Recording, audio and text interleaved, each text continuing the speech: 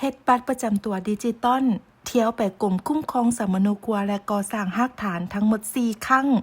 ได้บัตรภายใน3เดือนเสียค่าฟอร์ม 30,000 กีบ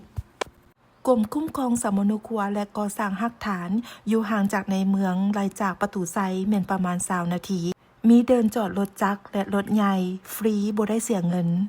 ทำอิฐเราต้องไปซื้อแบบฟอร์มอยู่ป่องที่1ราคา 30,000 กีบคันบ่มีเงินสดแม่นโอนเงินก็ได้ต้องได้แจ้งบัตรประจำตัวหรือสมนครัวของผู้ที่จะเฮ็ดบัตรประจำตัวดิจิตอลพร้อม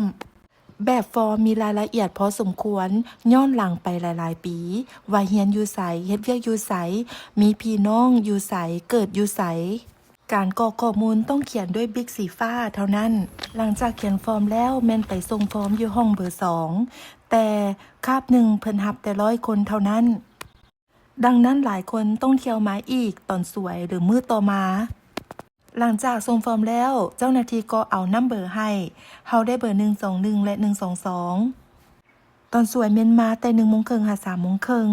เวลาที่เพิ่นเอิ้นเบอร์เฮาแม่นให้เฮาเข้าไปห้องเบอร์3อยู่ภายในห้องเบอร์3เพิ่นก็จะเช็คข้อมูลของพวกเฮาอยู่ในระบบที่อยู่พี่น้องต่างๆแล้วจำโปรมือและถ่ายรูปหลังจากที่เฮ็ดทุกอย่างแล้วเรียบร้อยแล้วเจ้าหน้าที่ก็บอกว่าจะโทรหาเฮาภายใน1เดือนในตัวจริงแล้วแม่นเพิ่นโทรหาเฮาแม่นท้ายเดือน12วันที่23เดือน12ปี2025แม่นไปเอาบัตรทุกๆสเต็ปในการซื้อฟอร์มส่งฟอร์มสัมภาษณ์เจ้าโตแม่นเที่ยวไปเที่ยวมาระหว่างบ้านหากรมคุ้มครองสมนครัวและก่อสร้างรากฐาน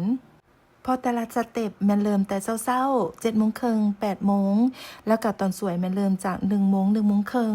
ดังนั้นมีเวลาหลายชั่วโมงระหว่างกลางเนาะเฮาจึงคอยกลับบ้านแล้วก็เที่ยวไปเที่ยวมาเอาทั้งหมดทั้งมวลแม่นจากมือส่งฟอร์มจนฮอดมือได้บัตรแม่นเที่ยวไปเที่ยวมาประมาณ4รอบ